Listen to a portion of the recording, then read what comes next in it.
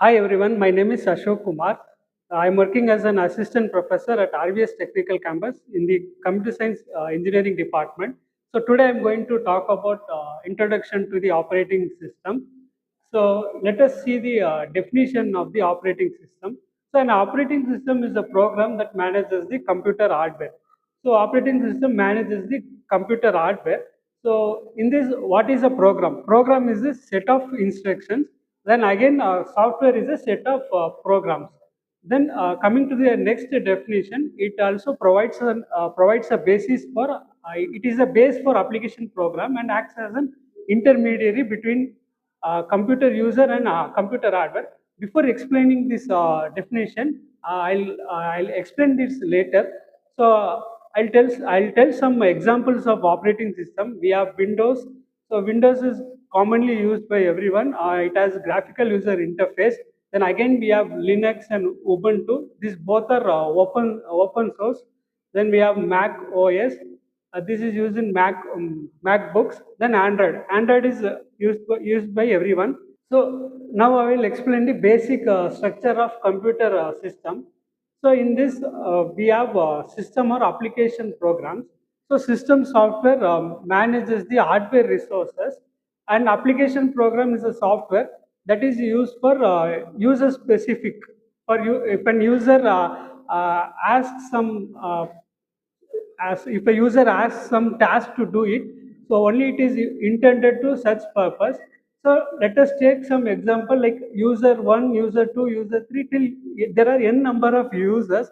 So user 1 is using word processor, and user 2 is using spreadsheets like MS Excel. Then user 3 is using compilers.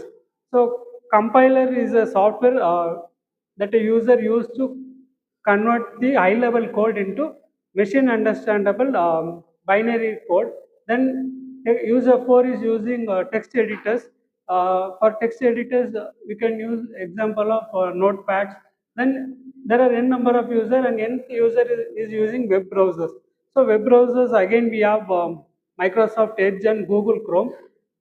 So this is application programs. So in this layer we have operating system. So let us imagine there is no operating system. Then we have computer hardware.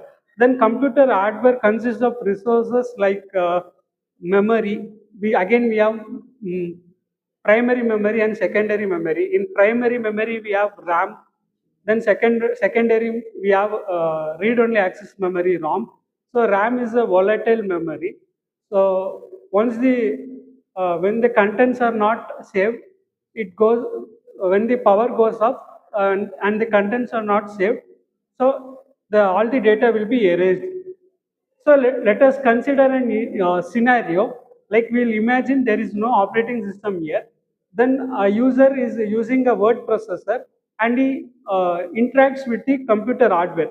So since there is no operating system, so each and every process you have to tell explicitly to the hardware. Explicitly means directly you have to tell to the hardware. Like first you have to load into the main memory, RAM, random access memory. Like you have to specify to the RAM that I'm going to use the word processor. So please load the word processor into the RAM. Then once he load it into the RAM, then you need to start typing it. So again, for using the input-output devices, you have to tell to the hardware that I am using the input-output devices. Then again, he types. Once he types the document, you have to display it in the monitor output device. Again, you have to specify the computer hardware that I'm going to display the output in the monitor. So for each and everything, you have to specify to the hardware, and the computer hardware understands only binary language, zeros and ones. So it is such a tedious task. So no common person will use the computer if there is no operating system.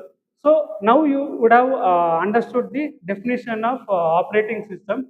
So operating system resides between the computer user and the hardware. So it is a base. So it acts as a base for application program and the hardware. Thank you.